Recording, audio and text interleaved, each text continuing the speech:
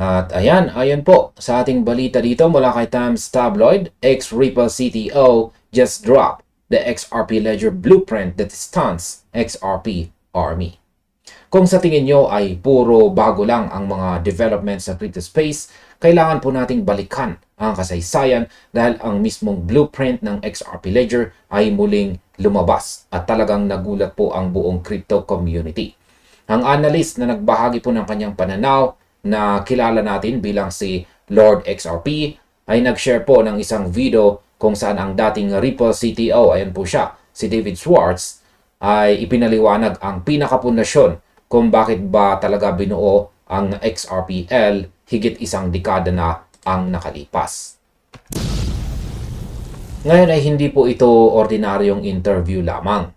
Ito ay ang mismong master plan na nagpapakita kung bakit sa XRP ay dinisenyo para maging mabilis, mas may bababang transaction cost, scalable at higit po sa lahat, borderless.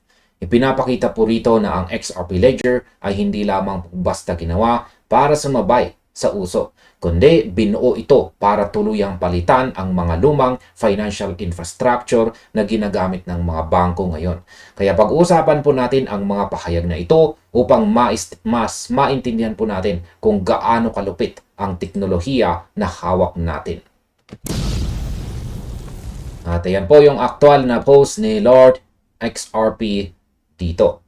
Yan, sa video na ipinost po ng analyst dito, ipinaliwanag ng dating CTO ang isang napakalaking problema sa mga traditional blockchain network na madalas ay hindi po napapansin ng mga ordinaryong tao. Ang issue na ito ay tinatawag na transaction reordering ng mga block producers o miners para sa sarili po nilang kapakanan. Sa mga lumang blockchain tulad po ng Bitcoin o Ethereum, ang mga miners ay may kapangyarihan na unahin o i-rearrange ang mga transaction base sa kung sino ang nagbabayad ng mas mataas na fee o kaya naman ay para paboran ang sarili po nilang trade. Kaya isipin na lamang po ninyo mga ka-crypto na parang nakapila po tayo sa isang sikat na fast food chain. Gutom na tayo, pero ang counter manager ay palihim na pinapasingit ang mga kaibigan niya o ang sarili niya sa unahan ng linya tuwing may dumarating na masarap na order. Ganyan po ang nangyayari sa likod ng mga traditional blockchains kapag biglang gumagalaw ang presyo ng isang asset. Ang mga block producers ay pwedeng unahin ang sarili po nilang trade para makuha ang pinakamalaking profit. O kaya naman ay harangan ang mga regular users na i-cancel ang kanilang mga orders. Ito ay isang malinaw na conflict of interest na sumisira sa fairness at efficiency ng isang trading environment. Kaya sa aking opinion, kung titignan po natin ang pananaw na ito ng analyst, napakalinaw na ang kasalukuyang sistema ng karamihang blockchain ay may depekto mula pa sa simula. At dito po pumapasok ang ating personal na pananaw, kung saan ang crypto market ay madalas magreklamo tungkol sa centralization pero hinahayaan naman ang mga miners na kontrolin ang takbo ng mga transaction para sa sarili po nilang bulsa. Kaya para sa akin ang problemang ito ay parang isang life jacket na may butas. Akala mo ligtas ka dahil decentralized ang network. Pero sa huli, nilulunod ka rin ng mga miners sa pamamagitan ng matataas na gas fees at saka front-running transactions. Ang disenyo po ng XRP Ledger ay tinanggal ang ganitong klaseng kapangyarihan ng mga validators. Kaya walang sino man ang pwedeng mandaya sa pila. Ito ang tunay na definition ng isang level playing field na kailangan ng mga institution. Ayan, ngayon ay pag-usapan naman po natin ang pagbuo ng issued assets at ang unang decentralized exchange. Ayan. Dahil sa mga concerns na ito, ang mga developers po ng XRP Ledger ay nakakita ng isang napakalaking opportunity. Ayon po sa dating Ripple CTO, ang technology ng XRPL ay binuo partikular upang iwasan ang mga ganitong klaseng problema. Kaya naman ito ang pinaka-subtle na network para sa on-ledger asset exchange. Ayan. Kaya highlight lamang po natin yan. Ayan. Making it particularly suitable for supporting asset exchange directly on the ledger.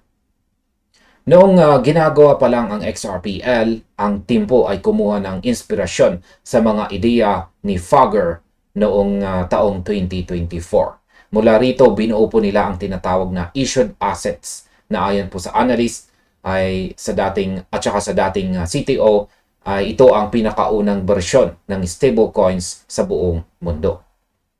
At hindi lamang po yan, ang XRP Ledger din ay nag-introduce ng kauna-unahan pong decentralized exchange or DEX. Ayan.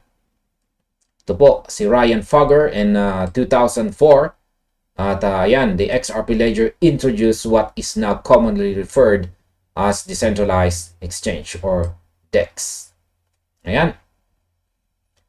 Kaya sa ibang network po kasi, ang trading functionality o ang exchange ng tokens ay isang hiwalay na application o decentralized app tulad po ng Uniswap. Pero pagdating po sa XRP Ledger, ang exchange capabilities ay binuo at naka-integrate mismo sa pinaka-core ng ledger. Ibig sabihin, kasabay po ng pagsilang ng network ay kasama na po agad ang kakayahan nitong maging isang global exchange ng iba't ibang anyo ng halaga o value. Ngayon, sa aking opinion, sobrang advanced po ng pag-iisip ng mga nakaraang engineers ng Ripple. At dito ko gustong magbigay ng aking sariling assessment. Isipin po natin mga kakripto, taong 2012 pa lang, nagawa na nila ang isang multi-asset ledger kung saan ang iba't ibang currencies at assets ay pwedeng makasabay na mabuhay at mag-move sa iisang network. Ginawa nila ito maraming taon bago pa naging sikat ang mga konsepto ng DeFi at stablecoins sa ibang blockchain networks tulad po ng Ethereum o Solana. Kaya para sa akin, ang XRPL ay parang isang smartphone na naimbento sa panahon na ang lahat ng tao ay gumagamit pa lang ng mga lumang analog phones. Ang problema lang noon ay hindi pa handa ang buong mundo para sa ganitong klaseng financial technology. Kaya ngayon lang natin unti-unting napapagtanto kung gaano kalayo ang naging abante ng Ripple sa buong crypto industry. Yan, pag-usapan naman po natin dito ang tungkol sa multi-asset ledger bilang supreme financial highway. Ayan, ang kakayahan po ng XRP Ledger na mag-handle ng multi-asset transactions ng sabay-sabay ng walang interference mula sa mga block producers ay ang dahilan kung bakit itinuturing na supreme financial highway. Ayan.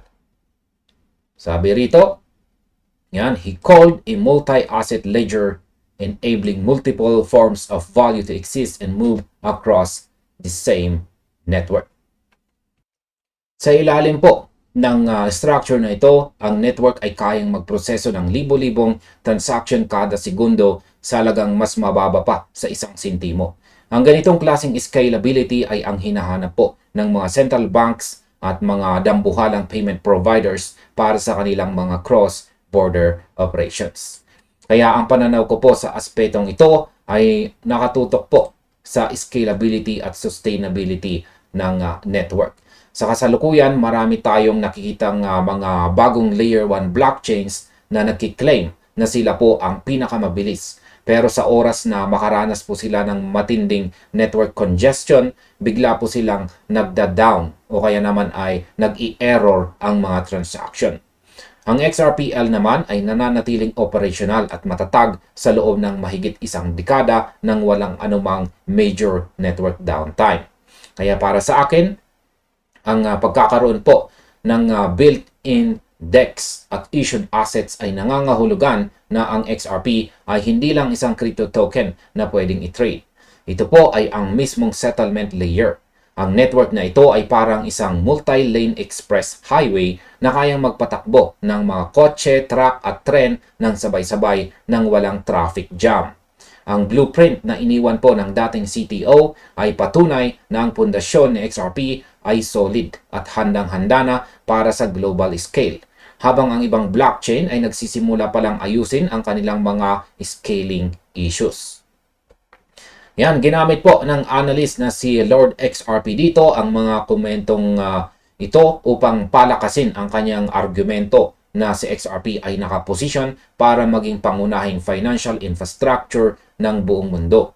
Ang network ay hindi lang mabilis at mura, kundi mayroon itong natural na kakayahan na hawakan ang large-scale demand ng global economy. Ang mga design decisions na ginawa 12 taon na ang nakalipas ay nagpapatunay na ang Ripple ay palaging nakatingin sa long-term future, hindi po sa short-term hype. Ngayon ay dito po natin makikita ang pagkakaiba ng smart tech sa hype tech.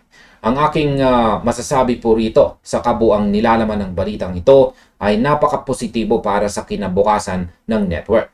Habang ang ibang community ay nag-aaway-away pa rin tungkol sa kung paano babawasan ang gas fees o kung paano pipigilan ang front-running ng mga miners, ang XRP Ledger ay matagal nang nalutas ang mga problemang ito mula pa noong araw ng pagkabuo nito. Kaya para sa akin, ang blueprint na ito ay ang tunay at saka patunay na si XRP ay isang institutional grade asset. Ang pagka-shock ng community sa balitang ito ay hindi dahil bago ang technology, kundi dahil ngayon lang natin nare-realize kung gaano ka-perfect ang timing ng Ripple para sa darating na pagbabago sa global financial system. Ang mga desisyong ginawa ni David Schwartz higit isang dekada na ang nakalipas ay ang eksaktong solusyon na hinahanap ng mga modern institution ngayon. Ang kailangan na lang natin ay ang patuloy na pag-adapt ng mga bangko sa teknolohiyang ito at sa sandaling mangyari po yan, ang express highway ng XRPL ang nag-iisang daanan ng pera sa buong mundo. At ayan mga ka-crypto, hanggang dito na lamang po tayo sa video na ito. Maraming salamat sa inyong panonood. Maaari na rin po ninyong panoorin ang recommended video natin na inyong nakikita dito sa screen.